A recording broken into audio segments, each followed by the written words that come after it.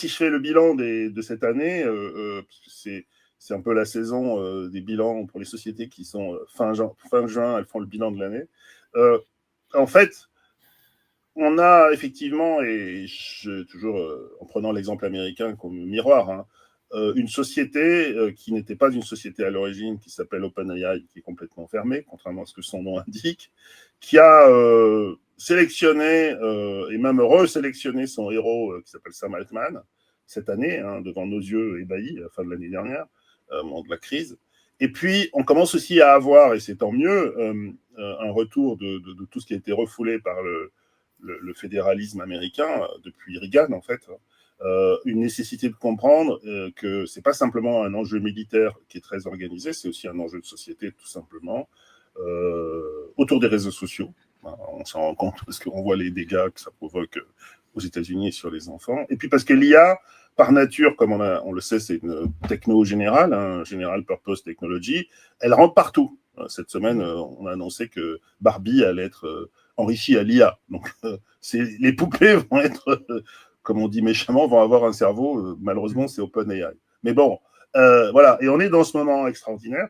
Et donc, il y a un bonhomme, un groupe de gens et des capitaux, malheureusement, dans un système capitaliste, c'est comme ça, qui se sont mobilisés autour de OpenAI. Donc, je trouvais que c'était vraiment intéressant de faire un retour en arrière sur ce qui s'est passé, parce que le truc le plus monstrueux, la première chose que Trump annonce quand il arrive au pouvoir, c'est Stargate. Donc, il faut qu'on regarde le sujet qu'a fait Bloomberg et une journaliste exceptionnelle qui s'appelle Emily Chang sur ce qu'est Stargate aujourd'hui.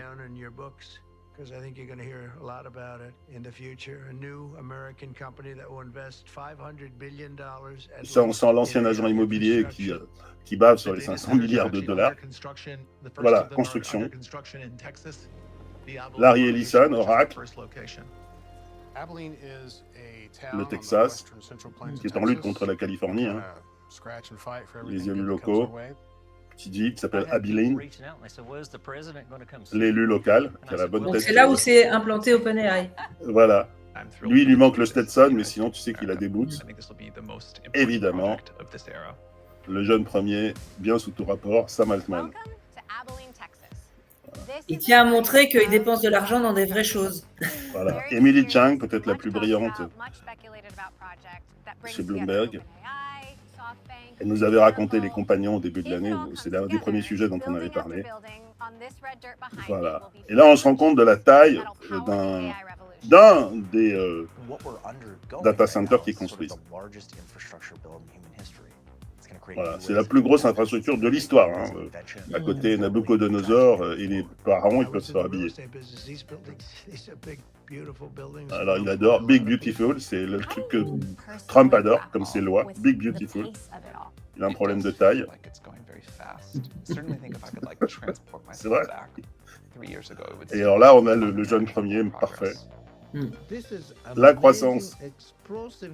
On retrouve Masayoshi Son, un peu abîmé mais toujours vivant, pour soutenir et chercher l'argent.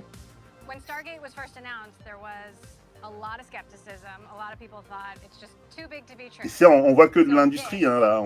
Elle a mis le casque de chantier. Ouais, justement, ouais. Je pense que c'est mission rassurer les investisseurs. Exactement, c'est du concret. Voilà. Et donc, on est bien dans, on va dire, le narratif qui correspond au narratif de Trump, hein, un narratif impérial, un narratif de constructeur, un narratif d'agent immobilier. Et en même temps, c'est très solide. Et puis surtout, on voit les usines de GPU, pour l'instant, elles sont vides, mais on voit la taille. Et pour les États-Unis, il faut que ce soit big. Donc, c'est big. Et ça donne à la Californie les moyens, pas à la Californie, au Texas, les moyens d'utiliser, ça c'est très intelligent, finalement, les infrastructures. C'est de dire, il ne faut pas transporter l'énergie là où sont les infrastructures, il faut mettre les infrastructures là où est l'énergie. Et donc, ils sont sur des champs où ils utilisent les champs de gaz pour se servir de cette énergie, pour générer l'électricité, qui sinon a été perdue, puisque c'était des gaz qui s'enfuyaient dans l'espace. Donc, et puis, pareil, sur l'eau, ils répondent tout de suite en disant, mais on ne va pas du tout assécher, puisqu'en fait, on va prendre une fois pour toutes de l'eau qu'on va recycler à l'intérieur de l'usine. Donc, le sujet est vraiment très intéressant.